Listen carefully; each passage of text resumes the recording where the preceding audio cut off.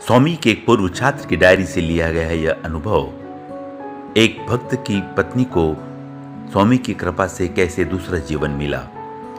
यह असाधारण घटना स्वयं कर्नाटक राज्य के युवा समन्वयक द्वारा साईं कुलवंत हॉल में सुनाई गई थी। यह केवल मृत्यु से चमत्कारिक रूप से बचने की कहानी नहीं थी, यह जीवन पर भगवान श्री सत्य साईं बाबा की असीमित शक्ति का एक गहन प्रकटीकरण था।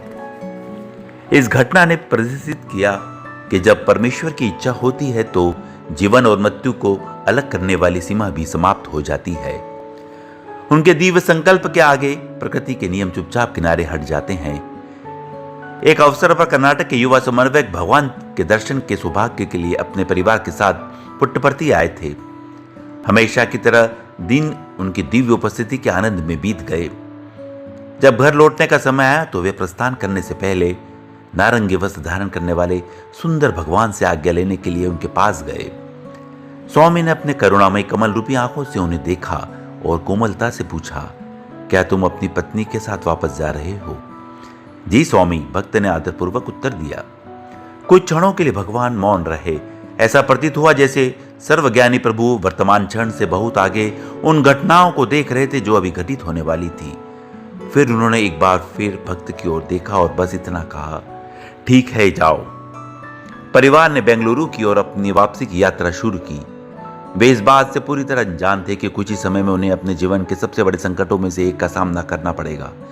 शहर पहुंचने से ठीक पहले एक भयानक दुर्घटना हो गई। वाहन की जोरदार टक्कर हुई। युवा समन्वयक स्वयं कई चोटों के कारण बुरी तरह खून से लथपथ थे, लेकिन जिस दृश्य ने उन्हें पूरी तरह से तोड़ दिया वो उनकी आंखों के सामने था। उनकी पत्नी छिटक कर सड़क पर जा गिरी थी। वे बिल्कुल गतिहीन पड़ी थी। वह घबराकर उनकी ओर दौड़े। उनमें जीवन का कोई लक्षण नहीं दिख रहा था। कुछ क्षणों के लिए वे पूरी तरह से सुन्न हो गए। उनके दिमाग ने काम करना बंद कर दिया। उनके चेहरे से आंसू बहने लगे और वे असहाय होकर उनके बगल में खड़े होकर ये सोचने में असमर्थ रहे कि आगे क्या करना है। फिर अपने भीतर बचे हुए साहस को बटोरते हुए उन्होंने एक एकमात्र सत्ता को याद किया जो मदद कर सकती थी। उन्होंने किसी तरह पुट्टपर्थी में अपने एक करीबी दोस्त से संपर्क किया और विनती की, कृपया तुरंत स्वामी से प्रार्थना करो। इस बीच उनकी पत्नी को तुरंत पास के अस्पताल ले जाया गया। उनकी जांच करने के बाद डॉक्टरों ने वह फैसला सुनाया जो कोई भी पति कभी नहीं सुनना चाहता है। उन्हें मृत अवस्था में लाया गया है। उनके चारों ओर की दुनिया जिसे ढह गई। ठीक उसी समय 100 किलोमीटर दूर पुट्टपर्थी में भगवान हमेशा की तरह दर्शन के लिए प्रकट हुए। भक्त के मृत की ओर से देखते हुए स्वामी ने उसे बुलाया और एक आश्चर्यजनक निर्देश दिया, कर्नाटक युवा समन्वयक से कहो कि वह अपनी पत्नी को एक इंजेक्शन लगवाए। संदेश तुरंत पहुंचा दिया गया। युवा समन्वयक ने जैसे ही स्वामी का आदेश सुना उसके मन से संदेह का हर निशान गायब हो गया। अब इससे कोई फर्क नहीं पड़ता था कि चिकित्सा विज्ञान ने क्या निष्कर्ष निकाला था। यदि भगवान ने निर्देश दिया था कि इंजेक्शन लगाना चाहिए तो इसे किया जाना चाहिए। उन्होंने हाथ जोड़कर डॉक्टरों से संपर्क किया, कृपया मेरी पत्नी को एक इंजेक्शन लगाएं, कृपया मेरी पत्नी को एक इंजेक्शन लगाएं। डॉक्टरों ने अविश्वास से उनकी ओर देखा। उनका पहले ही देहांत हो चुका है। उन्होंने बहुत समझाया, इसका कोई मतलब नहीं है, लेकिन उन्होंने हार मानने से इनकार कर दिया। मेरे दिव्य गुरु ने मुझे अपनी पत्नी को इंजेक्शन लगाने का आदेश दिया है। उन्होंने निविनती की, कृपया मैं आपसे भीख मांगता हूँ, उन्हें बस एक इंजेक्शन लगा दे। मेडिकल स्टाफ मुश्किल से ही अपने कानों पर विश्वास कर पा रहा था। कुछ ने सोचा कि दुख ने उनका मानसिक संतुलन बिगाड़ दिया है।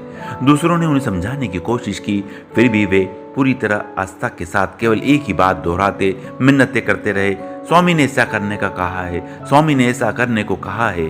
अंततः उनके बार बार किए गए अनुरोधों से विरोध न कर पाने के कारण डॉक्टर और नर्सें अनिच्छा से सहमत हो गए। उस शरीर में एक इंजेक्शन लगाया गया जिसे पहले ही मृत घोषित कर दिया गया था। फिर असंभव घटित हुआ। जैसे इंजेक्शन उनके शरीर में गया उन्हें अचानक जोर का झटका लगा। उनके होंठों से दर्द की चीख निकल पड़ी। वे वापस जीवित हो उठी थीं। डॉक्टर जमे के जमे रह गए। नर्सें पूर्ण अविश्वास से घूरती नहीं। पूरी मेडिकल टीम अवाक रह गई। कुछ ही क्षण पहले उन्होंने स्वयं प्रमाणित किया था कि वे अब इस दुनिया में नहीं हैं। फिर भी उनकी आंखों के सामने जीवन वापस आ गया था। वे जीवित थी, पूरी तरह से जीवित। वहां उपस्थित सभी लोगों के लिए यह किसी भी स्पष्टीकरण से परे था। कुछ समय बाद जब वे दोनों पूरी तरह से ठीक हो गए तो वे पुट्टपर्ती लौट आए और भगवान के दिव्य चरण कमलों में अपना कृतज्ञतापूर्ण प्रणाम अर्पित किया। उनकी ओर प्यार से देखते हुए स्वामी ने खुलासा किया कि वास्तव में क्या हुआ था। मैंने तुम्हें दूसरा जीवन दिया है, इसे अच्छे से उपयोग करना। फिर करुणामय भगवान ने समझाया कि उन्होंने यह जोर क्यों दिया था कि डॉक्टरों द्वारा मृत घोषित किए जाने के बाद भी इंजेक्शन लगाया जाए। मैं चाहता था कि इंजेक्शन दिया जाए ताकि उस इंजेक्शन के माध्यम से उनके भीतर जीवन तत्व का संचार किया जा सके। वह जोड़ा भगवान के सामने भाव विभोर होकर बैठा था। चिकित्सा विज्ञान ने जिसे असंभव माना था वह एक दिव्य संकल्प से संभव हो गया था। ऐसी है भगवान श्री सत्य साईं बाबा की अनंत करुणा और सर्वशक्तिमत्ता।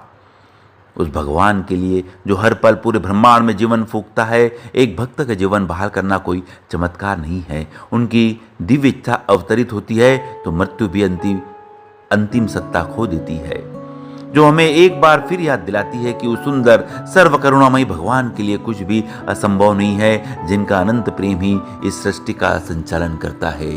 जय साई राम।